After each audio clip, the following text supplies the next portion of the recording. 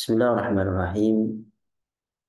Assalamualaikum warahmatullahi wabarakatuh. Alhamdulillahi ala ihsanih wa syukru lahu ala taufiqihi wa amtinanih. Asyhadu an la ilaha illallah ta'ziman li sya'nih. Asyhadu anna Muhammadan abduhu wa rasuluhu da'iyan ila ridwani salawatullahi alaihi wa ala alihi wa ashabihi wa ikhwani. قال تعالى يا أيها الذين آمنوا اتقوا الله حق تقاته ولا تموتن إلا وأنتم مسلمون اللهم علمنا ما ينفعنا وانفعنا بما علمتنا وزدنا علما يا رب العالمين رب اشرح لي صدري ويسر لي أمري واحلل عقدة من لساني يفقه قولي أما بعد. Segala puji bagi Allah Subhanahu wa taala yang telah memudahkan pertemuan kita pada pertemuan pada kali ini untuk sama-sama kita belajar tafsir ringkas daripada surat Al-Ahzab, yang mana pada kesempatan kali ini adalah majelis yang terakhir dari surat Al-Ahzab atau majelis yang ke-13 ya, yang telah kita ambil selama kurang lebih 13 minggu ya. Dan insya Allah kita akan mengambil pada kesempatan kali ini ayat yang ke-69 sampai akhir daripada surat Al-Ahzab ayat ke-73. Seperti kita ketahui bahwasanya surat Al-Ahzab adalah surat yang ke-33 menurut urutan eh, surat dalam Al-Quran, yang dia terdiri dari 73 ayat, dan dia termasuk surat Madaniyah yang kandungan daripada surat Al-Ahzab ini sangatlah banyak, baik berkenaan dengan hukum kekeluargaan, berkenaan dengan hukum zihar, hukum anak angkat, ya. Kemudian juga cerita tentang peperangan Ahzab, bagaimana kemudian bantuan Allah Subhanahu wa taala datang dalam peperangan itu. Kemudian ada kisah juga tentang perang Bani Quraidah. Kemudian perintah eh, tentang atau ketentuan-ketentuan tentang istri-istri Nabi Shallallahu Alaihi Wasallam. Begitupun tentang sifat-sifat orang mukmin dan kewajiban mereka terhadap perintah Rasul. Bercerita juga tentang hukum anak angkat, yang bahwasanya anak angkat itu tidak sama dengan anak kandung. Kemudian di sana juga ada perintah untuk kita mengingat Allah Subhanahu wa taala dengan sebanyak yang berzikir pada Allah dengan sebanyak-banyaknya. Kemudian juga ada yang menyebutkan tentang bahwasanya Muhammad Shallallahu Alaihi Wasallam adalah Rasul yang diutus untuk segenap manusia. Kemudian surat ini juga bercerita tentang ketentuan Islam tentang hukum perkawinan, tentang adab dan sopan santun dalam rumah tangga Nabi. Kemudian ada perintah keharusan wanita untuk memakai jilbab.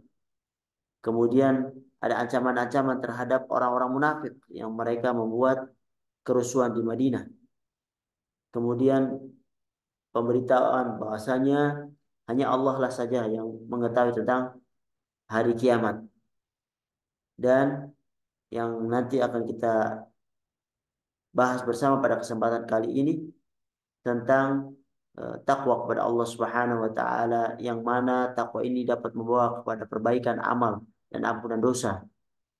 Kemudian di akhir ayat Allah sebutkan tentang segi kezaliman dan kebodohan manusia, yang mana manusia menerima tugas yang Allah berikan yang tidak diterima oleh makhluk-makhluk yang lainnya, tetapi sebagian daripada manusia itu tidak melaksanakan tugas yang Allah Subhanahu wa taala berikan.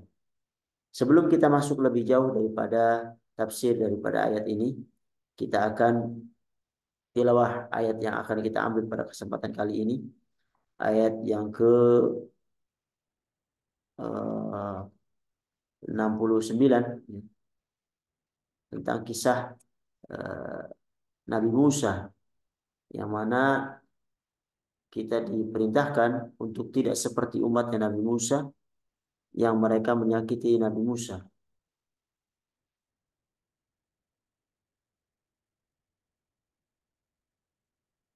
Baik, kita tilawah ayatnya 69 sampai ke 73.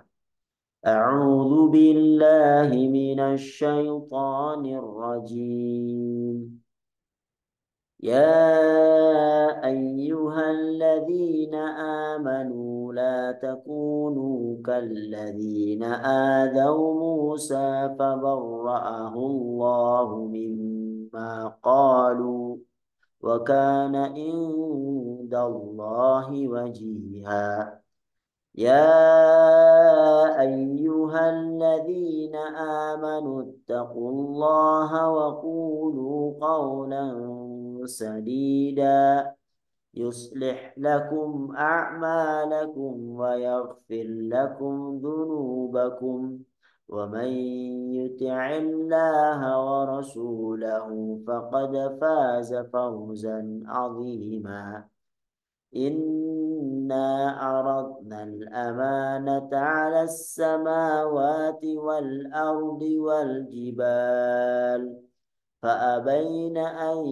يحملنها وأشفقن منها وحملها الإنسان إنه كان ظلوما جهولا ليعذب الله المنافقين والمنافقات والمشركين والمشركات ويتوب الله على المؤمنين والمؤمنات وكان الله غفورا رحيما. Para hadirin yang dirahmati Allah Subhanahu wa taala, di ayat yang ke-69 ini Allah Subhanahu wa taala mengingatkan kita untuk tidak seperti umatnya Nabi Musa yang mereka menyakiti nabinya. Allah Subhanahu wa taala berfirman, "Ya ayyuhalladzina la takunu kalladzina Musa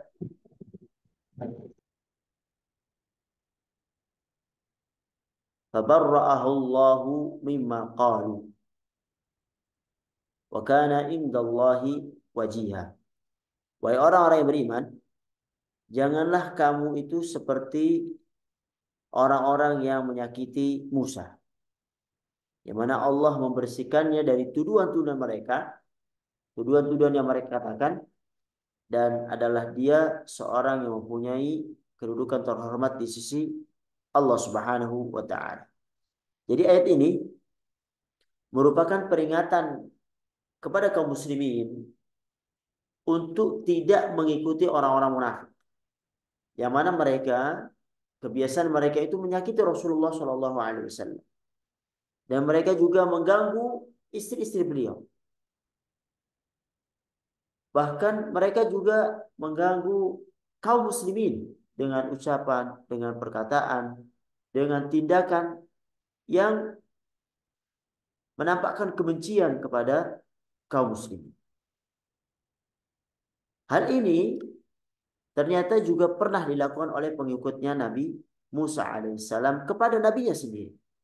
Yang mana nabinya mengajak kepada kebaikan, mengajak untuk menyembah Allah Subhanahu wa taala, memberikan mereka jalan untuk keselamatan di akhirat. Tapi ternyata apa yang menjadi timbal balik daripada sikap baik seorang Nabi Musa kepada mereka, ternyata mereka menyakitinya. Oleh karena itu, ketika seorang nabi saja itu diganggu, ya, dan mereka sabar, apatah lagi kita sebagai dai misalnya, yang mungkin terdapat gangguan-gangguan ketika kita berdakwah, maka kita harus bersabar seperti sabarnya Nabi Musa, begitu juga Nabi kita Muhammad sallallahu alaihi wasallam. Ketika Rasulullah sallallahu alaihi wasallam sedang membagi-bagikan ghanimah, yaitu harta rampasan perang, kepada orang-orang yang diharapkan keislamannya dibagi lebih banyak kepada mereka supaya mereka eh, hatinya menjadi luluh dan masuk Islamnya semakin kuat. Begitu juga mungkin mereka mempunyai pengaruh, ya, yang mana pengaruhnya menjadikan orang-orang yang di belakang mereka masuk kepada Islam. Tiba-tiba ada seorang yang berkata kepada Rasulullah Sallallahu Alaihi Wasallam dengan mengatakan, Inna hadhil qismah ma'udila fiha wa ma urida biha wajhullah. Subhanallah. Sesungguhnya pembagian ghanimah ini itu pembagian yang tidak adil dan tidak seolah-olah tidak diharapkan di dalamnya itu wajah Allah. Tidak ikhlas karena Allah Subhanahu wa taala. Maka ketika ada sahabat yang mendengarkan ini dilaporkan kepada Rasulullah sallallahu alaihi wasallam. Dan Rasulullah menjawab, "Faman ya'dilu idza lam ya'dillahu wa rasuluhu." Siapa yang bisa adil jika Allah dan Rasulnya itu tidak adil? Kemudian beliau mengucapkan rahimallahu Musa. Semoga Allah merahmati Musa. Qad udhiya bi aktsara min hadza fasabar. Semoga Allah merahmati Nabi Musa. Sungguh dia telah diganggu lebih dari ini, namun dia bersabar. Apa yang gangguan apa yang ada di Nabi Musa? Ya, disebutkan dalam sebuah hadis bahwasanya Nabi Musa diganggu oleh Bani Israel.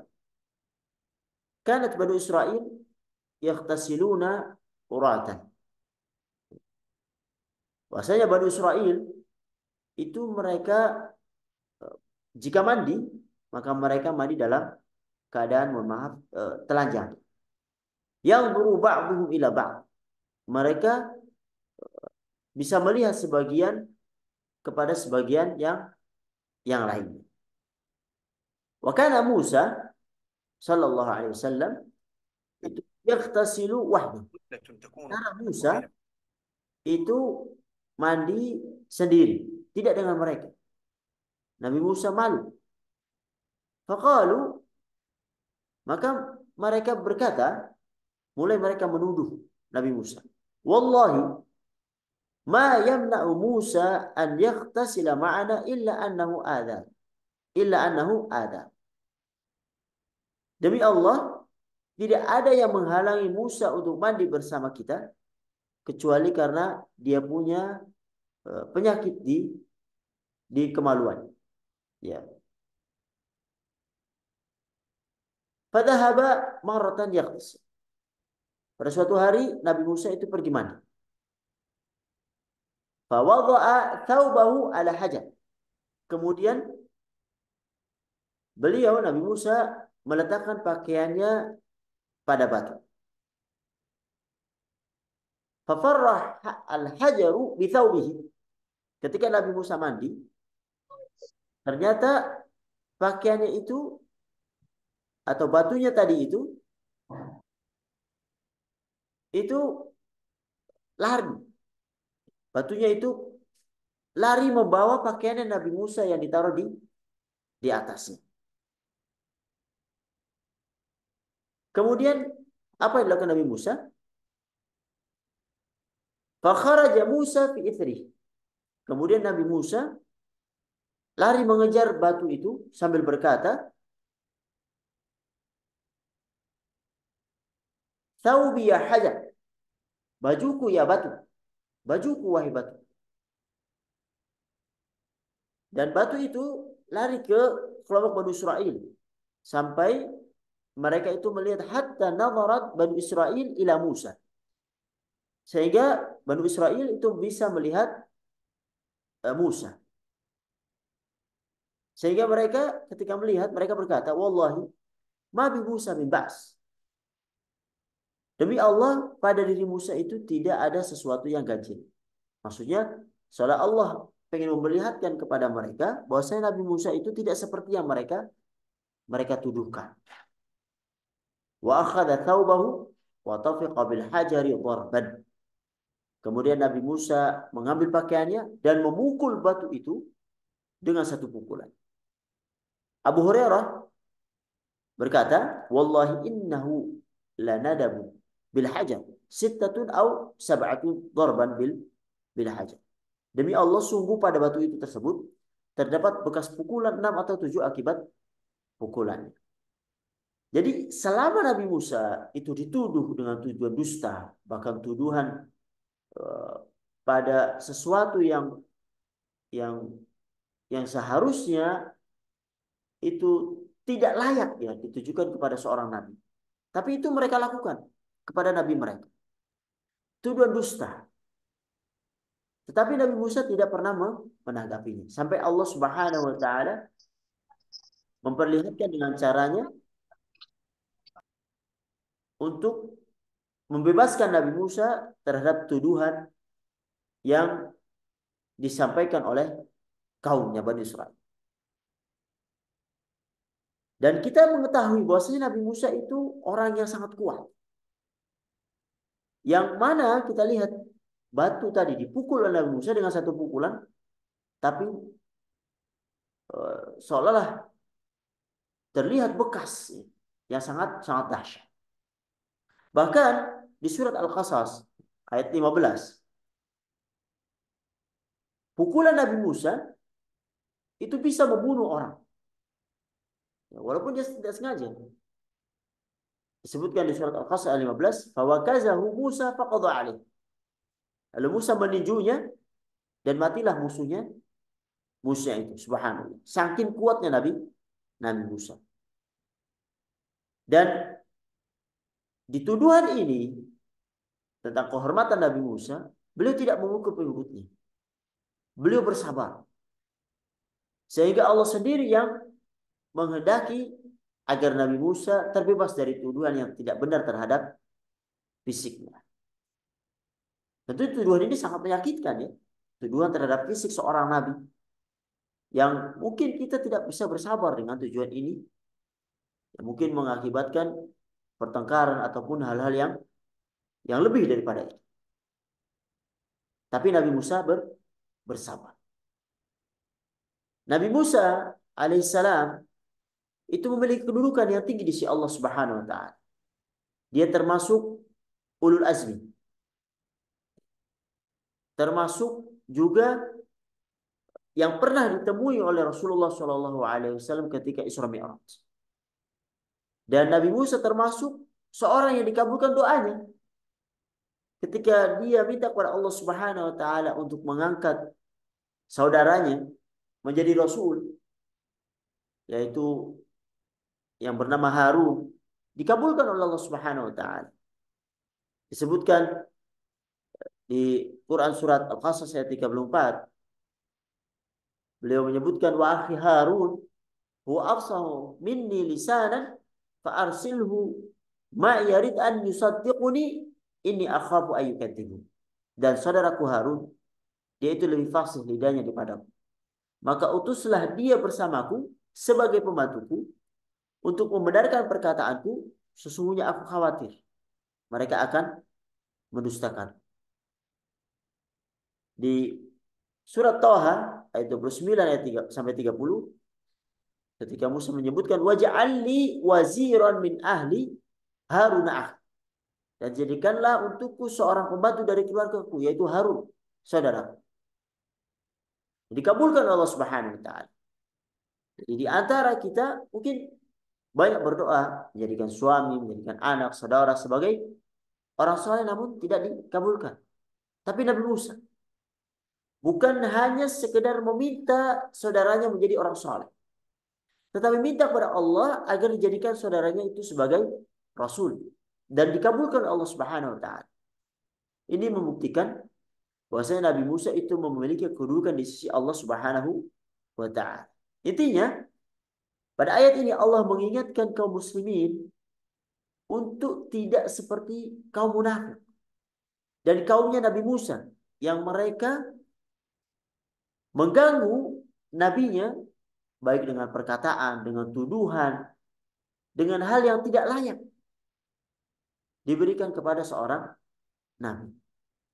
Sehingga kita bisa menarik kesimpulan bahwasanya ayat ini seolah-olah sebagai pembelaan Allah Subhanahu wa taala kepada Rasulullah Shallallahu alaihi wasallam.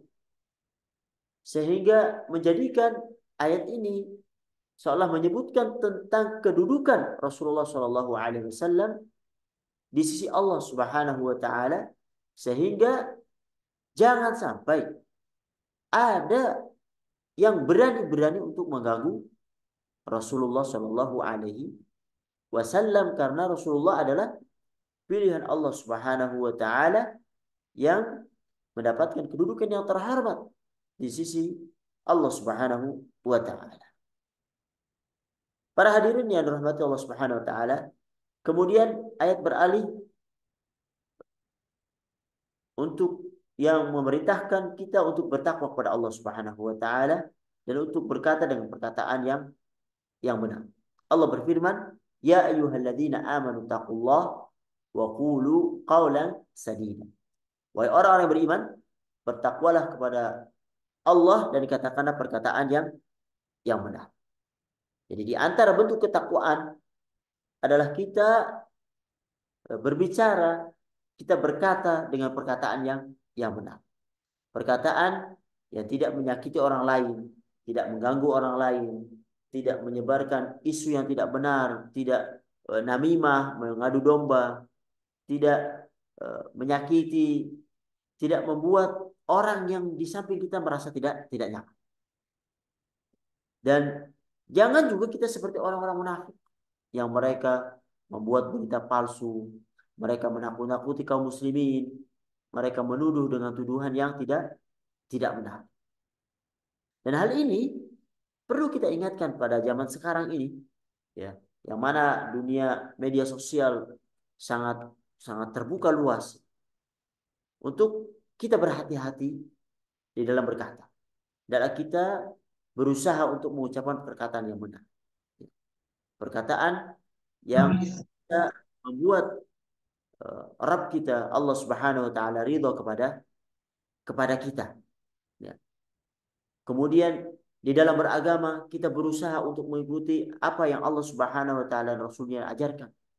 Kita jauhi untuk mengikuti hawa nafsu kita yang selalu membawa kita kepada keburukan. Yang mana semua yang kita katakan, semua yang kita perbuat pada hakikatnya adalah menjadi hujah bagi kita di sisi Allah Subhanahu Wa Taala, akan diminta pertanggungjawaban. Oleh karenanya adalah kita menjaga lisan kita, sehingga ketika kita dihadapkan kepada Allah Subhanahu Wa Taala, kita bisa mendapatkan kebaikan dari apa yang kita katakan terhadap hal-hal yang Allah Subhanahu Wa Taala ridhai. Yuslih lakum a'malakum wa yaghfir lakum dhunubakum wa may yuti'illah wa rasulahu faqad faza fawzan 'azima. Niscaya dengannya Allah memperbaiki bagimu amalan-amalan. Wa yaghfir lakum dhunubakum, dan mengampuni bagimu dosa-dosamu. Wa may yuti'illah wa rasulahu faqad faza fawzan 'azima. Dan barang siapa yang mentaati Allah dan Rasulnya, maka sungguhnya ia telah mendapat kemenangan yang besar. Jadi orang yang bertakwa kepada Allah Subhanahu Wa Taala, mereka adalah orang-orang yang menjaga lisan, sehingga dengannya mereka berhak untuk mendapatkan keutamaan, baik dari dibaguskan amalan-amalannya oleh Allah Subhanahu Wa Taala, dia mendapatkan ilmu, sehingga dengannya ilmunya bisa dia gunakan untuk beribadah pada Allah Subhanahu Wa Taala dengan ibadah yang sesuai dengan sunnah Rasulullah Shallallahu Alaihi Wasallam. Ya, yang dengannya Allah Subhanahu Wa Taala mengampuni dosa-dosanya, menjadikan derajatnya tinggi di sisi Allah Subhanahu Wa Taala, sehingga dia berhak untuk mendapatkan kemenangan yang besar, mendapatkan kemenangan yang hakiki, yaitu ketika dia diridhai Allah Subhanahu Wa Taala. Inna lil muttaqina mafaza. Menjadi orang-orang yang bertakwa kepada Allah Subhanahu Wa Taala, dan dia adalah orang yang mafaza, orang yang menang, yang nantinya dia akan berhak mendapatkan surganya Allah Subhanahu Wa Taala. Kemudian ayat beralih kepada pembicaraan berkenaan dengan amanat, yang mana Allah Subhanahu Wa Taala telah mengemukakan amanat kepada langit, kepada bumi dan gunung, tapi mereka tidak menerima amanat ini. Mereka khawatir untuk berkhianat. Tapi ternyata manusia itu bersedia untuk memikul amanat ini. Ya. Inna aradna al-amanata 'ala as-samawati wal ardi wal jibal. Sesungguhnya kami telah mengemukakan amanat kepada langit, kepada bumi, kepada gunung-gunung. Fa'abaina ayyahmilnaha. Maka semua mereka itu enggan untuk memikul amanat ini. Karena apa? Karena mereka khawatir akan mengkhianati. Mereka khawatir akan tidak bisa memegang amanat ini. Wa ashfaqna minha wa hamalaha al-insan. Mereka khawatir untuk tidak bisa memegang amanat ini. Dan wa hamala al-insan, dan dipikullah amanat itu oleh manusia. Innahu kana zaluman jahula. Sesungguhnya manusia itu amat zalim dan amat bodoh. Ketika Allah Subhanahu wa taala menawarkan amanah kepada langit, kepada bumi, kepada gunung, ternyata mereka semua tidak mau menerima. Karena amanat itu sangat berat. Amanah adalah semua syariat yang diwajibkan dan itu harus ditunaikan. Ditunaikan semampu yang kita bisa tunaikan. Dengan memaksimalkan apa yang ada di diri kita untuk menunaikan apa yang Allah Subhanahu wa taala perintahkan dari amanat itu. Ternyata langit, bumi, gunung itu takut dengan amanat yang Allah Subhanahu wa taala berikan. Mereka takut tidak mampu untuk memegangnya sehingga mereka berkhianat terhadap amanah. Karena khianat terhadap amanah ada sesuatu yang besar. Sesuatu yang bisa mengantarkan seorang kepada nerakanya Allah Subhanahu wa taala. Jadi tidak sembarangan. Maka jangan pernah ya, meminta amanah. Karena seandainya kita tidak bisa melakukannya, maka sanksinya sangat sangat berat. Tetapi ketika seorang mendapatkan amanat tanpa dia minta, mudah-mudahan Allah Subhanahu wa taala membantunya untuk memegang amanat itu sehingga bisa melaksanakan sesuai yang diamanahkan kepadanya. Dan di sini Allah Subhanahu wa taala menyebutkan bahwasanya setelah langit, bumi, gunung tidak mau menerima amanat itu, ternyata amanat ini diambil oleh manusia. Oleh kita-kita ini. Padahal tidaklah seorang manusia kecuali mereka itu melakukan dosa-dosa. Oleh karenanya kita hendaknya selalu beristighfar pada Allah Subhanahu wa taala. Mungkin bisa jadi kita termasuk orang-orang yang belum bisa menunaikan amanat yang Allah Subhanahu wa taala berikan kepada kita sesuai misi dan visi yang Allah Subhanahu wa taala sebutkan, "Wa ma khalaqtul jinna wal insa illa liya'budun." Tidaklah aku menciptakan jin dan manusia kecuali untuk beribadah kepada Allah Subhanahu wa taala. Yang mana mungkin dan pastinya masih banyak daripada ibadah-ibadah yang belum mampu kita laksanakan sesuai dengan yang Allah Subhanahu wa taala perintahkan. Dan manusia di dalam menerima amanat ini terbagi menjadi tiga. Mereka ada yang munafik, ada yang musyrik, dan ada yang mukmin. Dan ketiga model manusia ini Allah Subhanahu wa taala sebutkan di akhir ayat daripada surat Al-Ahzab ini. Allah menyebutkan liyu'adziballahu al-munafiqina wal munafiqat. Sehingga dengan amanat ini ketika mereka tidak memegang amanat, Allah mengadab orang-orang munafik. Al-munafiqina wal munafiqat. Munafik laki-laki dan munafik perempuan. Wal musyrikina wal musyrikat.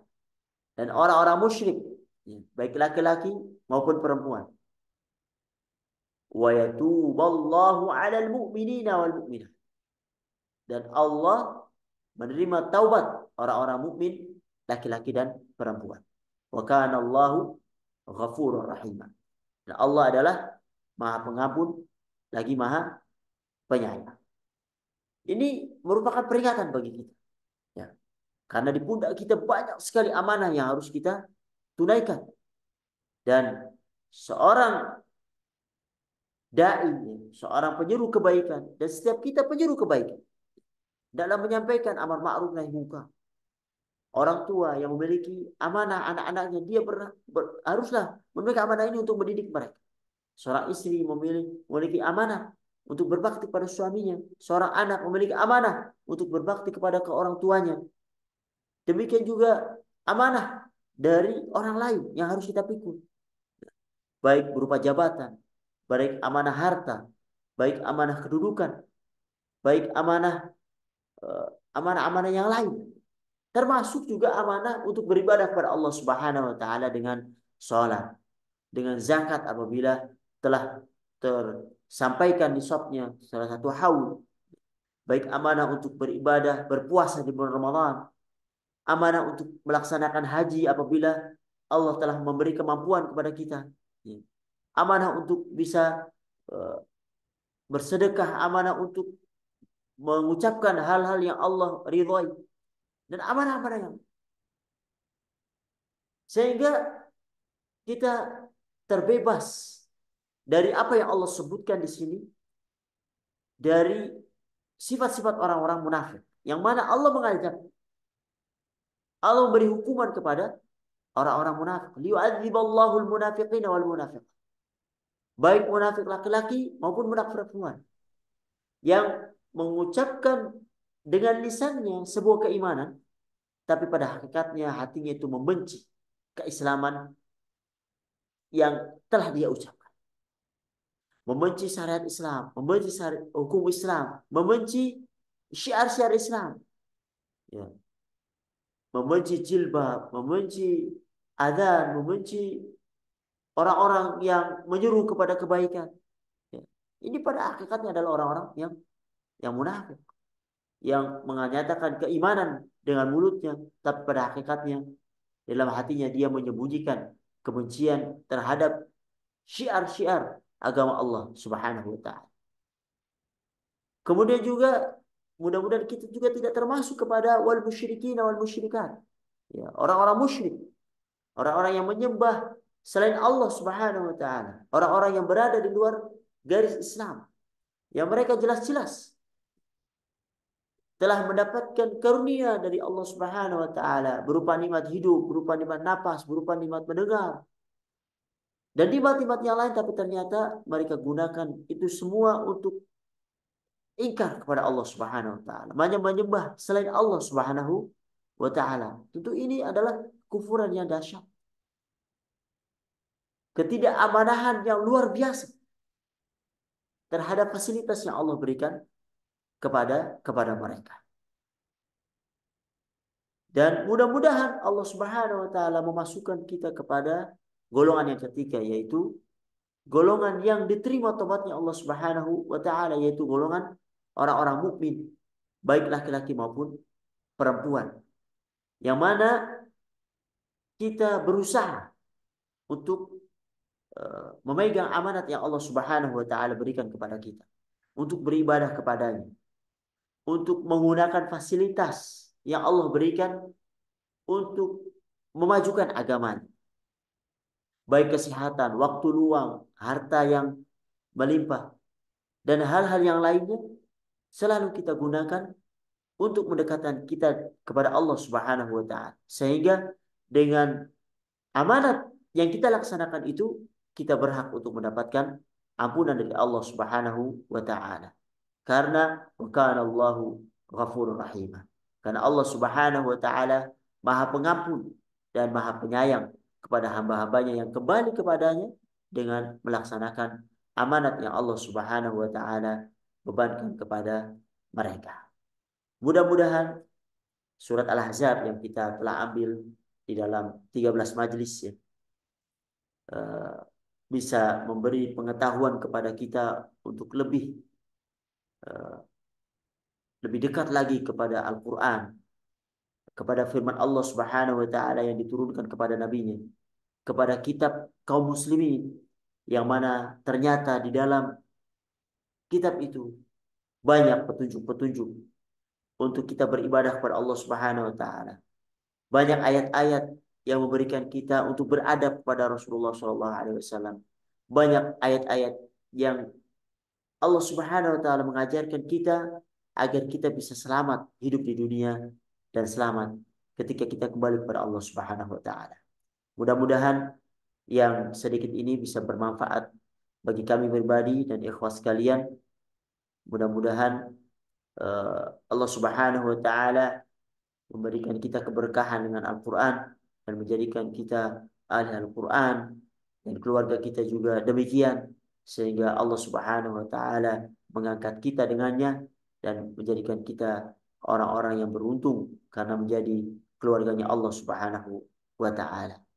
Inilah yang bisa kami sampaikan pada kesempatan kali ini. Atau kalau ada benarnya datangnya dari Allah Subhanahu wa taala, kalau banyak salahnya datangnya dari kami.